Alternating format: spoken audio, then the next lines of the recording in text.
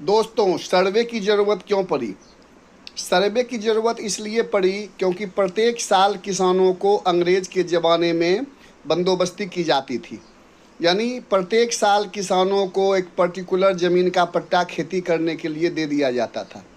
लेकिन किसान उस ज़मीन पर एक बार फसल उगाने के बाद उसकी देख रेख ज़मीन की सही से नहीं करते थे, क्योंकि उन्हें डर लगा हुआ रहता था कि कहीं अगले बार वो ज़मीन उनके हिस्से में आए या ना आए। तो इस प्रकार दूसरी बात, रैयत को पता ही नहीं चल पाता था कि उसकी ज़मीन कहाँ से कहाँ तक है। तो इन सारी विषमताओं को दूर करने के लिए सर्वे की आवश्यकता पड़ी। सर्वे के बाद रैयतों को ज़मीन का परमानेंट बंदोबस्ती कर दिया गया। तब से वो अपने ज़मीन के बारे में जान गए कि मेरा ज़मीन यहाँ से लेकर यहाँ तक है।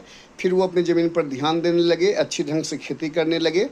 अगर ये सब बातें आपको पसंद आ रही है तो मेरे पेज और चैनल को सब्सक्राइब करें। पटना और बिहार में ज़मीन नापी के लिए और प्रशिक्षण के लिए संपर्क करें।